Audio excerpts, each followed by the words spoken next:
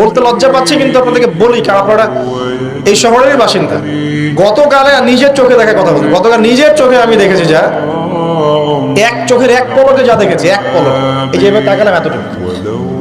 আমরা আসছিলাম এই যে পূর্বাচল দিয়ে মাহফিলে যাব, আমরা চাঁদপুর যাবো, ওদিক দিয়ে বের হয়ে। তো গাড়িতে বসে আমরা সাধারণত কি করি, বই পড়ি বা ফোনে কথা বলি বা পরিবারের খোঁজ খবর নেই। গাড়িতে বই পড়তে পড়তে চোখ লেগে যায় না অনেক সময়, চোখটাকে রেস্ট দেওয়ার জন্য জাস্ট একবার গ্লাসটা খুলে বাইরে তাকিয়েছে। পাশ দিয়ে একটা গাড়ি চলে গেল, একটা উবার টাইপের একটা গাড়ি চলে গেল, ড্রাইভার গাড়ি চালাচ্ছে। পিছনের সিটে, আপনার শহরের অবস্থা বলছে, পিছনের সিটে আমি দেখলাম যে একটা ছেলে এভাবে বসে আছে, আমি যেভাবে বসে আছি, আর একটা মেয়ে তার উপরে উঠে বসে আছে, ওপেন রাস্তার মধ্যে। এটা আপনাদের শহর। আমি যে বলি যে কিয়ামতের যত সায়েন্সগুলো আছে, নিদর্শনগুলো, সেগুলো মোটামুটি প্রকাশ পেয়ে গেছে সব শহরগুলোতে, আপনারা তো বিশ্বাস করতে চান না। নবীজি এটার কথাই বলছিলেন হাদিসে, যে কিয়ামত ততদিন পর্যন্ত হবে না যতদিন পর্যন্ত মানুষ গরু গাধার মতো রাস্তাঘাটে জেনা করবে না। স্পষ্ট হাদিস আছে, কিয়ামত ততদিন পর্যন্ত হবে না যতদিন পর্যন্ত মানুষ গাধার মতো রাস্তাঘাটে জেনা করবে না। এগুলো জেনা না? জেনা মানে কি শুধু ওই সেক্সুয়াল শারীরিক সম্পর্কই জেনা? দেখেন, ফ্ল্যাটে ফ্ল্যাটে জেনা হচ্ছে, ফ্ল্যাটে ফ্ল্যাটে মাদকদ্রব্য সেবন করছে, ধনীর দুলাল, কোনো খবর নাই। একটা অসুস্থ প্রজন্ম তৈরি করছে আমরা, জানেন? এই প্রজন্মের ছেলেরা আপনার নাস্তা করে 12টা-1টার দিকে দুপুরে, ঠিক আছে? এদের রাত হয় এই যে 12টা-1টা পর্যন্ত ঘোরাফেরা করেন, ফজরের নামাজের সময় ঘুমায়, ফজর নামাজটা পরে ঘুমায় না, কিন্তু ফজর নামাজের সময় ঘুমায়। উঠে দেখবেন 12টা-1টায় নাস্তা করে, 12টা-1টার দিকে। এরা সালাম দিতে লজ্জাবোধ করে, এরা সালাম দিতে লজ্জা পায়, পিতাকে সালাম দিতে লজ্জা পায়। হ্যাঁ, টাকটুর উপরে কাপড়, দাড়ি রাখা এদের কাছে মনে হয় ব্যাকডেটেড থিঙ্কিংস। হ্যাঁ, এরা পাপকে পাপ মনে করে না, মাদককে এরা স্বাভাবিক মনে করে, জেনাটাকে স্বাভাবিক মনে করে। ফ্রি মিক্সিং, জেনাটা খুব স্বাভাবিক, বয়ফ্রেন্ড গার্লফ্রেন্ড খুব স্বাভাবিক বিষয়, ঠিক আছে? বাপের টাকা পয়সা থাকলে এগুলো নিয়ে বন্ধুদের সাথে মজ মাস্তি করাটাকে এটা ফ্যাশন মনে করে, টাকা উড়িয়ে দেখে ফ্যাশন মনে করে। ওই টাকা পয়সা কামাই করতে পিতাদের কত কষ্ট হয়েছে ওরা জানে না, পিতারা জানে। এই প্রজন্মের মেয়েরা দেখবেন পর্দাটাকে ব্যাকডেটেড থিঙ্কিংস মনে করে, চুল খোলা রেখে গেঞ্জি টি শার্ট পরে বাইরে ঘুরতে যারা পরিমাণ লজ্জাবোধ কাজ করে, যারা পরিমাণ। বিভিন্ন অকেশন আসলে দেখবেন মোমবাতি জ্বালিয়ে অগ্নি পূজা শুরু করে দেয়। হ্যাঁ, এবং কোন কোন ক্ষেত্রে সংস্কৃতির নামে এমন কিছু শিরকি কাজ করে যেগুলোর সাথে ইসলামের কোনো সম্পর্ক। এরা জীবনে প্রতিষ্ঠিত হওয়াকে, বাইরে একটা ডিগ্রি সার্টিফিকেটকে নাজাতের ওসিলা মনে করে ফেলে। নামাজ, রোজা, হজ, যাকাত, ইসলামিক কালচারগুলা তাদের কাছে মনে হয় এগুলো শেষ বয়সের কাজ, এই বয়সে কোনো দরকার নেই। আমরা একটা অসুস্থ প্রজন্ম তৈরি করে যাচ্ছি। আপনি সালাম দিয়ে দেখেন উত্তর দেয় না, সালাম দিলে সাই বোধ করে, সালাম দিতে মনে হেড হয়ে যাচ্ছে মাথাটা। কি লজ্জা, সালাম দিতে কি লজ্জা। দেখবেন হ্যালো হাউ আর ইউ, পশ্চিমারা যা যা করে হুবাহু ওদের কাটপেস্টে লাইফ লিড করে। জুমার নামাজও ঠিক মতো পড়তে যায় না। আমরা কি প্রজন্ম তৈরি করছি চিন্তা করে দেখবেন। মাদক, এই যে একটু আগে স্যার বলে গেলেন না, ম্যাক্সিমামে অল্প কিছু মানুষ বাদ দিয়ে, যারা একটু ধর্মকর্ম চর্চা করে, এইসব মানুষ বাদ দিয়ে ম্যাক্সিমামই মাদকের সাথে সম্পৃক্ত।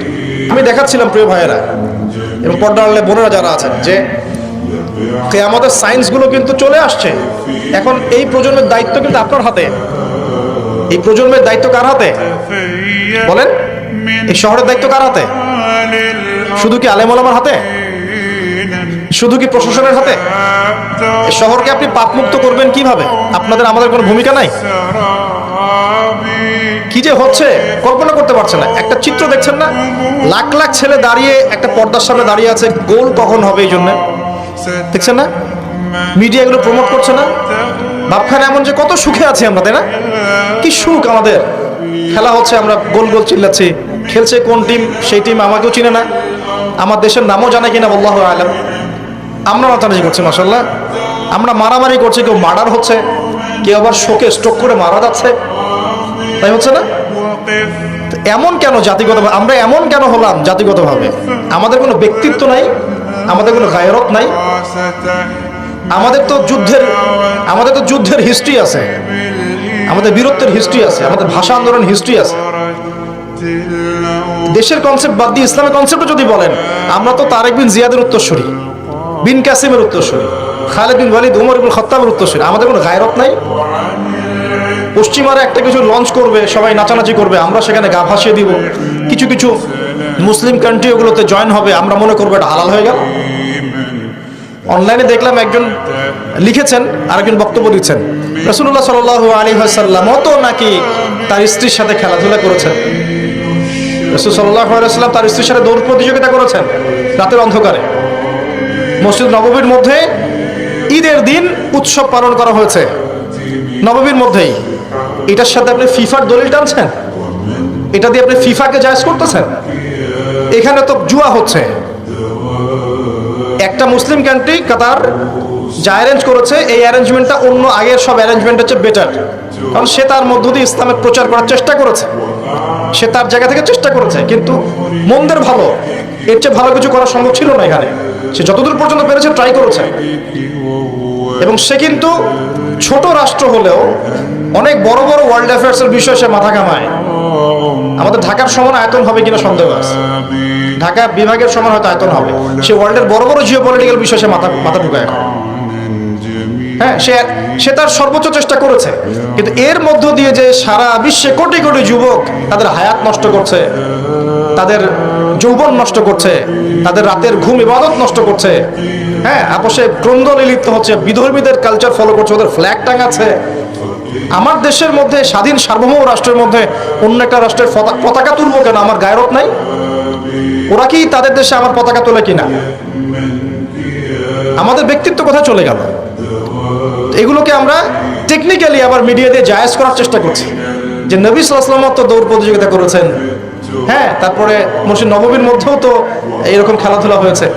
এগুলো ছিল চিত্ত বিনোদনমূলক। যদি আমি একা একা সকালবেলা উঠে ফজরের নামাজের পরে এই মাঠটাকে 10 রাউন্ড দেই, এটা আমার জায়েজ না জায়েজ? এই খেলাকে কেন্দ্র করে তো জুয়ার আসর বসাতে পারবেন না, এটাকে কেন্দ্র করে তো সমকামিতা প্রমোট করতে পারবেন না, এটাকে কেন্দ্র করে আপনি lakh lakh billion billion dollar খরচ করতে পারবেন না তো। অথচ আপনার পাশেই প্রতিবেশী রাষ্ট্র ইয়েমেন না খেয়ে মারা যায়, আমাদের পাশেই মিডল ইস্টের পাশেই প্রতিবেশী রাষ্ট্র সিরিয়া না খেয়ে শিশুরা মারা যাচ্ছে। প্রতিবেশী না খেয়ে থাকে, আমি পেট ভরে খাই, আমি মুমিন নাকি? প্রতিবেশী না খেয়ে থাকে আর আমি পেট ভরে খাই, আমি কি মুমিন নাকি? আর সারা বিশ্ব এই দিকে মানুষকে ফোকাস করে রেখেছে, বিশ্বের একটা অংশ এই দিকে ফোকাস করে রেখে তাদের এজেন্ডাগুলো ঠিকই বাস্তবায়ন করছে না। রমজান মাস আসে, দেখবেন রমজান মাস যখনই আসে দেখবেন যে নির্যাতন বেড়ে যায় উম্মার উপর। যে সময়ে উম্মার ইকোনমিক অবস্থা ভালো না, সামরিক অবস্থায় তাদের মুখাপেক্ষী হয়ে থাকতে হচ্ছে, যে সময় আমাদের ভিতরে পলিটিক্যাল বিরোধগুলো দেখা দিচ্ছে, আমরা ইউনাইটেড হতে পারছি না, যে সময় যুব সমাজরা মাদকে আসক্ত হয়ে আছে, পর্নোগ্রাফিতে আসক্ত হয়ে আছে, দিনের ইলম কালাম অর্জন করছে না, নামাজ ঠিক মতো পড়ছে না, কুরআন তেলাওয়াত করা শিখছে না, যে সময়ে ইভেন আলেম ওলামাদের মধ্যে ঐক্য দেখা যাচ্ছে না, যে সময়ের মধ্যে আমরা পরিবারগুলোর ভাঙন দেখতে পাচ্ছি, আমাদের পরবর্তী প্রজন্ম কোন পরিবেশে বড় হবে সেই নিশ্চয়তা দিতে পারি না, যে পরিবেশে একটা 5 বছরের ছোট্ট বাচ্চা আয়াতকে কেটে টুকরা টুকরা করে ফেলা হয়, এখানে আমরা বসে বসে রং তামাশা দেখতেছি টিভির সামনে বসে। এই সমাজটা পরিবর্তনের দায়িত্ব আমাদের কারো ঘাড়েই নাই? শুধু কি পলিটিশিয়ানদের দায়িত্ব? শুধু কি প্রশাসনেরই দায়িত্ব? আমাদের সবাইকে নাকে তেল দিয়ে ঘুমানোর জন্য পৃথিবীতে আসছে। এই যুব সমাজ তো জানেই না, বোঝেই না ওদেরকে কি কারণে এই পৃথিবীতে পাঠানো হয়েছে। সে যে মুসলিম, তার যে দায়িত্ব কর্তব্য আছে, আল্লাহ পাক যে তাকে সৃষ্টি করেছেন তার ইবাদত করার জন্য এবং আল্লাহর জমিনে দিনটার প্রচার প্রসার ঘটানোর জন্য, তার কোনো ফিকির আছে? একটা পর্দার সামনে দাঁড়িয়ে সে আধা ঘন্টা, 1 ঘন্টা, 1.5 ঘন্টা সময় নষ্ট করে ফেললো, তার ফিজিক্যাল কোনো উপকারও কিন্তু নাই, আছে? কি অবস্থা, মানে মিডিয়া যে কি প্রমোটটা করতেছে, মেয়েদেরকে ফেসবুকে ঢুকলে মেয়েদেরকে দেখবেন যে মেসি মেসি করে পাগল হয়ে বলছে আর্জেন্টিনার পতাকা গায়ে দিয়ে, যে আপনি মেসিকে পেলে কি করতেন? এক মেয়ে বলছে আমি কিস করতাম। ওর জামাই হয়তো, হ্যাঁ, ওর জামাই না, তাহলে মানে কি শেখাচ্ছি আমরা মানুষকে? একটু ভালো করে লক্ষ্য করে দেখেন। আমার মেয়ে, মনে করেন আপনার মেয়ে আছে না, আপনার মেয়েকে আপনি 5 বছর 7 বছর হয়তো বাসায় টাইটলি আপনি মানুষ করতে পারবেন। অসংখ্য ছোট ছোট মেয়ে বাচ্চা এখন বাইরে বের হয়ে ধর্ষণের শিকার হচ্ছে না? কোন সমাজে আপনি আপনার সন্তানকে রেখে যাচ্ছেন চিন্তা করবেন না একটু? আমরা একা একা যদি ভালো মানুষও হতে চাই, পারবো না তো। আমি আমার মেয়েকে কতদিন পর্যন্ত বাসায় বন্দি করে রাখবো? সে যখন বাইরে যাবে কি দেখবে? বাইরে দেখবে প্রতারণা, বাইরে দেখবে মিথ্যা, বাইরে দেখবে ধর্ষণ, বাইরে দেখবে ইফটিজিং, বাইরে বেপরদামি, বাইরে অশ্লীলতা। আপনার ছেলে বড় হয়ে এগুলো শিখবে। ছোট্ট একটা বাচ্চা আমাদের বাসায় আছে, গালে হাত দিলে হাসে। আমি তাকায় থাকি আর ভাবি যে 5 বছর হাস, 5 বছর পরে যখন তুই দুনিয়াটা বুঝতে শিখবি অটোমেটিক হাসি বন্ধ হয়ে যাবে। কোন জায়গায় আপনি বাচ্চাকে রেখে যাচ্ছেন চিন্তা করে দেখে নেবেন। একটা ছোট্ট বাচ্চার ইজ্জতের কোনো গ্যারান্টি পাচ্ছি না আমরা। মানুষ কোন জায়গায় চলে গেছে দেখেন। মাদক অ্যাভেলেবল হয়ে গেছে। পর্নোগ্রাফি দেখে না 5% ছেলেও পাওয়া যাবে না। আর যারা পর্ন দেখে ভিতর থেকে এরা পশু হয়ে গেছে। এর কাছে একটা বাচ্চাকে দিলেও সে রেপ করে রেখে দিবে। চিন্তা করে দেখেন না, বিগত 50 বছরে ধর্ষণের সংখ্যা বেড়েছে না কমেছে? কি পরিমাণ বেড়েছে? বেড়েছে কি পরিমাণে? পর্নোগ্রাফির পরিমাণটা কি পরিমাণ বাড়ছে? মাদক কি পরিমাণে বেড়েছে? এখন এই দায়িত্ব তো শুধু প্রশাসনের না, শুধু পলিটিশিয়ানদের না, আমাদের সবার দায়িত্ব আছে তো। আমরা যদি যার যার জায়গা থেকে দায়িত্ব পালন করতে আজকে পিছুপা হয়ে যাই, বিশ্বাস করেন আগামী 10-20 বছর পরে আমাদের সন্তান একটা ভয়ঙ্কর বিশ্ব দেখবে আসে। ওরা এমন একটা বিশ্ব দেখবে যার দুঃস্বপ্নের মতো কল্পনাই করে নাই। আল্লাহ আমাদেরকে বোঝার তৌফিক দান করুন।